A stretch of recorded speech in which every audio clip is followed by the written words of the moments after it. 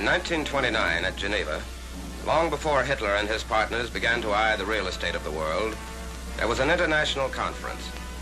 Here, nations solemnly promised to uphold the rules covering the treatment of prisoners of war. The articles that were pledged are no secret.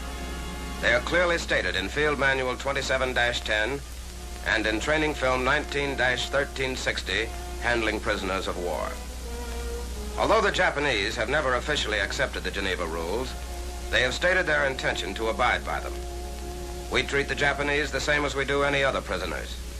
Regardless of whether a single soldier gives up or a general surrenders for thousands of men, they both know they will be treated in accordance with the Geneva rules.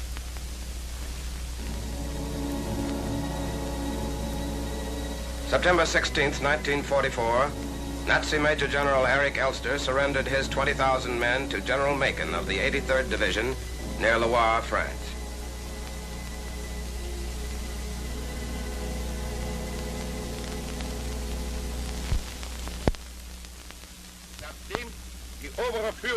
Sir, inasmuch as the High Command, forced by circumstances of war, has seen fit to withdraw from my command certain combat elements that were capable of continuing to fight,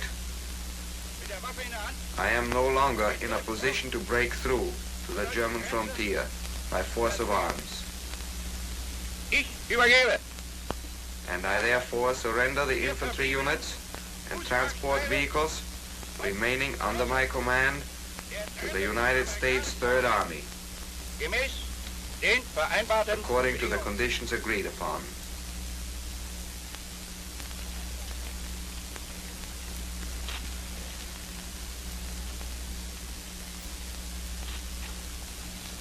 General Elster, acting for the commanding general of the 9th United States Army, Lieutenant General William H. Simpson, and on behalf of the Army of the United States, I accept your surrender. You, your officers, and men will be given treatment in accordance with the principles of the Geneva Convention.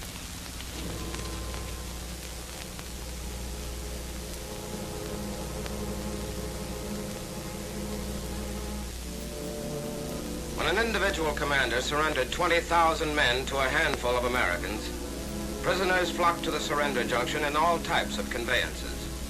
Horse-drawn hay wagons taken from pillaged French farms, command cars, engineers' trailers, supply vans, fuel trucks, lumber carriers, and even bicycles. It's practically impossible for the military police to be on hand every time a prisoner is taken, so it's necessary for every available soldier to know the rules covering the treatment of prisoners of war while acting as guards. Policing machinery must be established immediately, not only to guard prisoners constantly, but to see to it that their weapons, livestock, vehicles, and other supplies will never be used by them again. Acres and acres of the materiel for making war are confiscated and sent to rear areas as rapidly as possible to prevent the Nazis and their equipment from becoming roadblocks against the speed of our advancing armies.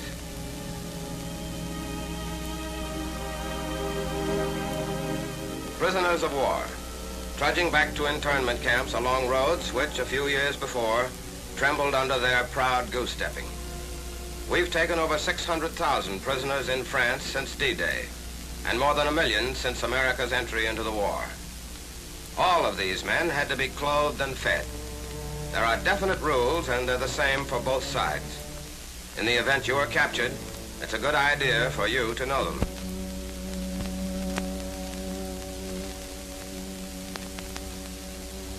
As soon as possible after an enemy soldier has been taken, he is thoroughly searched and all documents and weapons are taken away from him.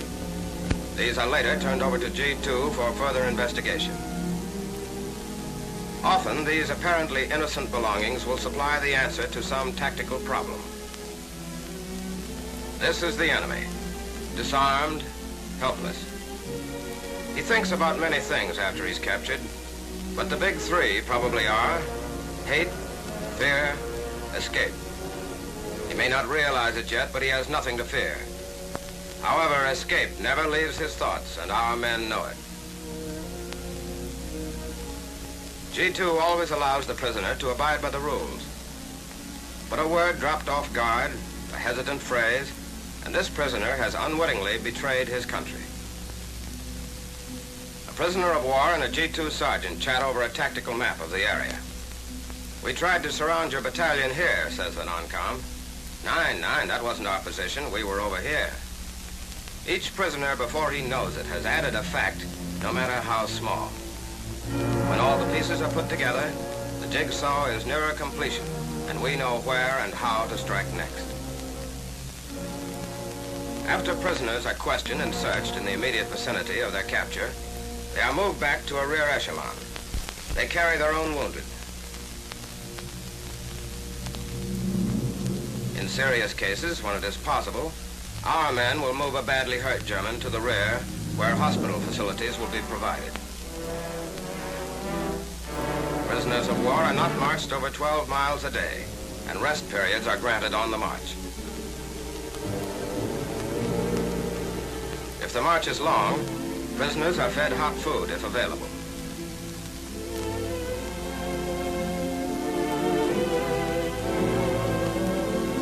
If there is no hot food, they are given C rations, the same chow given to the MPs who guard them. That's in the book, and we live by it. Look resigned, don't they? But the big thought with them is still escape. And our MPs have to make certain at all times that their prisoners remain under vigilant guard. When the move to the rear has been completed and the prisoners have been identified and tagged, processing continues. This time it's even more thorough. The rules agreed upon at Geneva covering the treatment of prisoners of war are read from Field Manual 27-10 in a language they can understand. Kriegsgefangene sind verpflichtet, nur ihren Namen, Rang und Upon capture, every prisoner is bound to give only his name and rank or serial number. Vorausgesetzt, dass sich den Prisoners may attend church services on the condition that they comply with military regulations covering their conduct. mit Esswaren, Büchern und Kleidern zu versorgen. Prisoners shall be allowed to receive packages intended to supply them with food, reading material, and clothing. Hygienische Maßnahmen Prisoners sind are entitled to the same quality rations, clothing, and living quarters as are afforded our own troops, and sanitary measures will be practiced by and for them. Again, prisoners are searched and sent to the interrogation tables. A great deal of what we know about the enemy is uncovered here by our intelligence teams.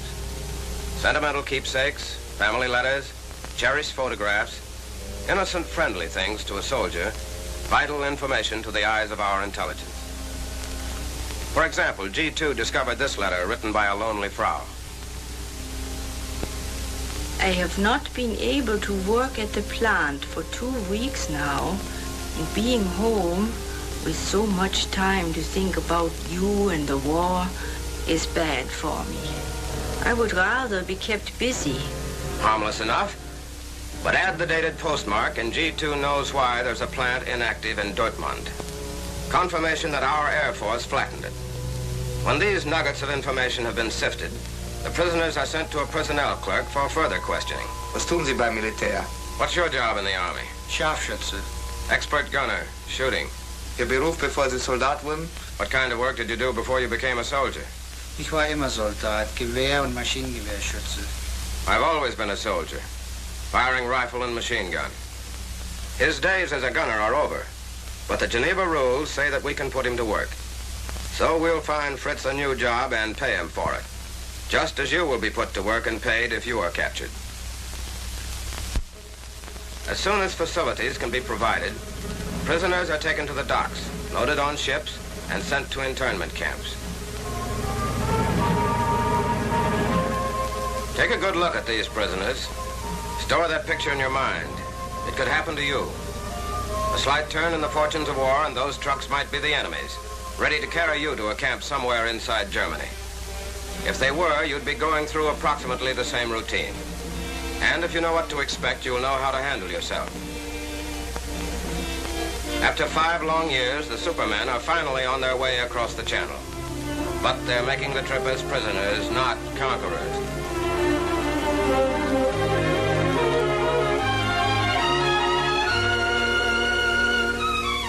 Under the watchful eyes of our MPs, enemy soldiers jumped from a landing barge onto English soil.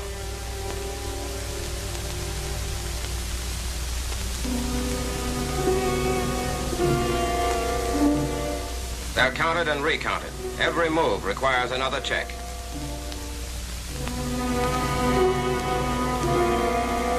German boots rumbling over the streets of an English seacoast town, but not as they had planned.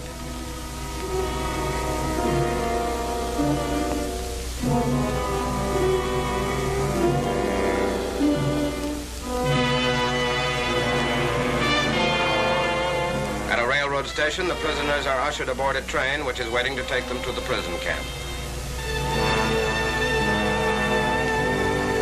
No Nazi who wants to live would try to make a break now. Chances for collusion and conspiracy among the officers and men are minimized by placing the officers in separate cars. The train ride carries the prisoners deep into the English countryside. What used to be peaceful grazing meadows have been strung off with barbed wire to house the incoming thousands of war prisoners. Enclosures are subdivided so that the larger areas contain the enlisted men and the smaller hold the enemy officers.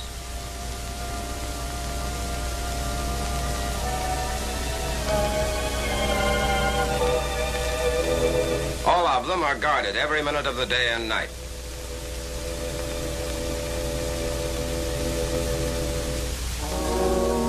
Again, the prisoners are searched.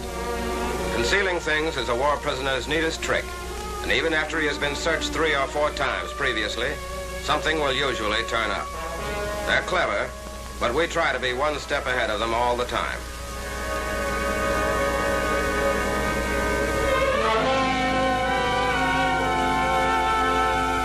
Meals are served regularly.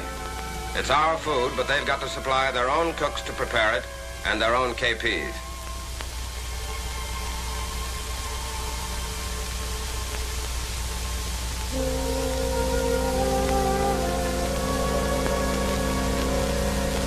After their stay here, this batch of prisoners is due for shipment to the United States.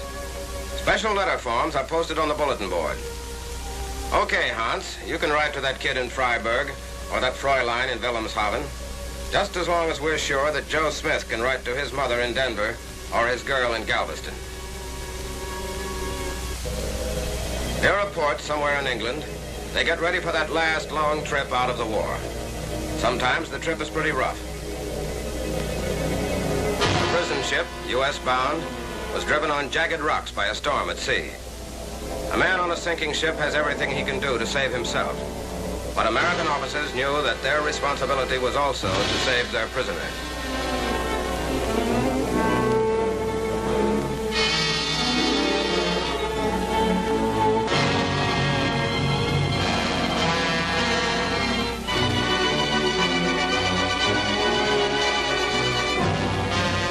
The ship finally broke in two.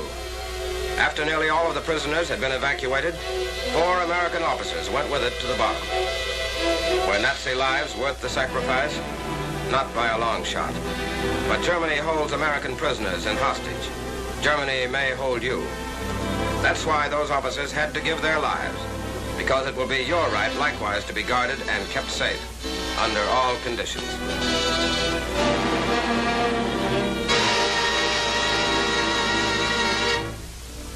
Another ship carried these prisoners to the United States.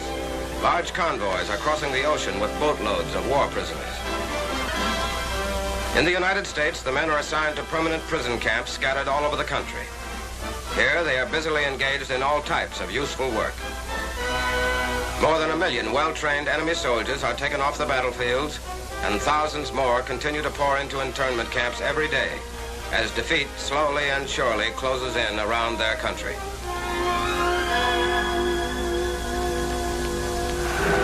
Hands that once were raised in blind fanaticism to a false idol